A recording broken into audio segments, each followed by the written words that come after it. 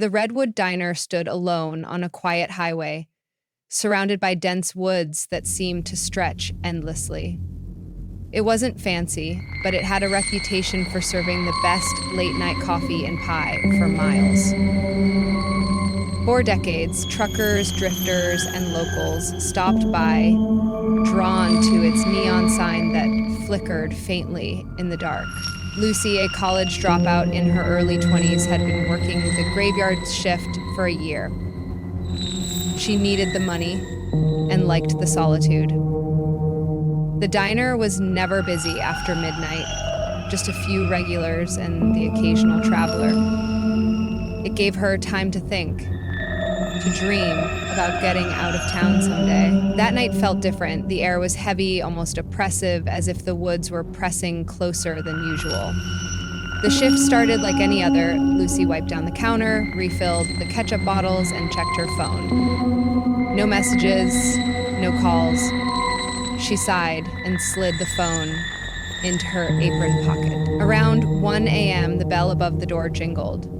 A man walked in, tall and wiry, with a face that looked like it had seen too many hard days. His clothes were dusty, and his boots left faint prints on the tile floor. He didn't say a word, just nodded at Lucy and took a seat at the counter. Coffee? She asked, forcing a smile. He nodded again. Lucy poured him a cup, watching him out of the corner of her eye. Something about him unsettled her. He didn't look dangerous, exactly, but there was a stillness to him that felt unnatural. You passing through? She asked, trying to break the silence. Something like that, he replied, his voice low and gravelly. He sipped his coffee slowly, his eyes fixed on the window, as if expecting to see something, or someone, outside. Lucy followed his gaze, but all she saw was the reflection of the diner's fluorescent lights. Minutes passed. The man didn't order food, didn't check his phone, didn't even glance at the menu. He just sat there, staring, his fingers tapping rhythmically on the counter. At 2 a.m., another customer walked in. It was Gary, a trucker who stopped by almost every night for a slice of pie and some small talk. His cheerful demeanor usually put Lucy at ease, but tonight he seemed uneasy. Quiet night? Gary asked as he slid into his usual booth. Yeah, just the way I like it, Lucy replied, though her voice lacked conviction. Gary glanced at the man at the counter, then back at Lucy. You okay? He asked softly. You looked round. You okay? He asked softly. Fine, she said quickly, not wanting to make a scene. Gary nodded but didn't look convinced. He ordered his usual, and Lucy busied herself warming up a slice of cherry pie. As the hours dragged on, the tension in the diner grew. The man at the counter didn't move, didn't ask for a refill, didn't even flinch when the bell above the door jingled again. This time, it was a young couple, their laughter and energy feeling out of place in the stifling atmosphere. The couple sat in a booth near the back, oblivious to the unease that hung in the air. They ordered burgers and milkshakes, their voices breaking the silence with chatter and occasional bursts of laughter. But the man at the counter never turned to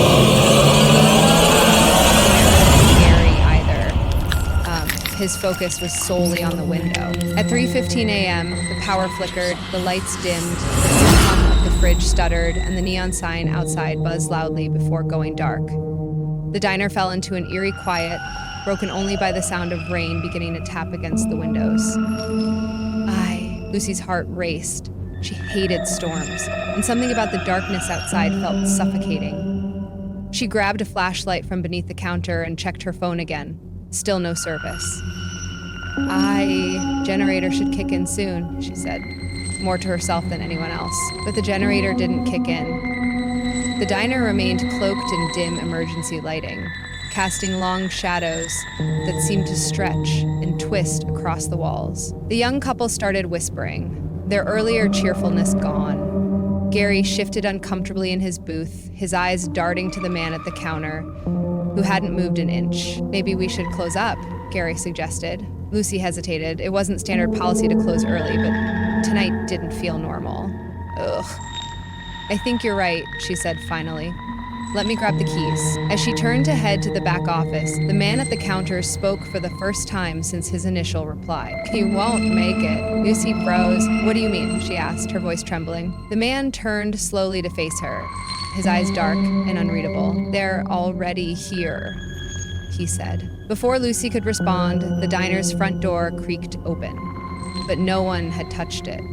Cold air rushed in, carrying with it the scent of damp earth and decay. The young couple bolted from their booth, their footsteps echoing in the silent diner. But as they reached the door, they stopped abruptly. "Hey, are you okay?" the guy asked, his voice shaking. Lucy couldn't see who he was talking to, but she heard it. A faint whisper, like leaves rustling in the wind. It grew louder, more insistent, until it became a low, guttural growl. "Get back," Gary shouted, his voice breaking the spell. The couple turned and ran back inside, slamming the door shut behind them. Lucy gripped the edge of the counter, her knuckles white. "What's going on?" she whispered. The man at the counter stood up, his movements deliberate and calm. "It's been following me," he said. He didn't answer, and instead he reached into his jacket and pulled out a folded piece of paper. He slid it across the counter to Lucy. Her hands shook as she unfolded it. The paper was blank, except for a single sentence scrawled in shaky handwriting. Don't trust the lights." Before she could ask what it meant, the emergency lights flickered. For a brief moment, the diner was plunged into total darkness. When the lights came back on, the man was gone. And he took his family. Lucy stared at the empty stool where he'd been sitting, her mind racing. She turned to Gary and the couple, but their faces were pale, their eyes wide with fear. "Did you see where he went?" she asked. They shook their heads. The rain outside intensified, hammering against the windows. And then, from somewhere deep in the woods, Lucy heard it. A low, guttural growl, just like the one from earlier. She looked at the piece of paper in her hand, the words burning into her mind. "Don't trust the lights." The lights flickered again, and this time, they didn't come back on.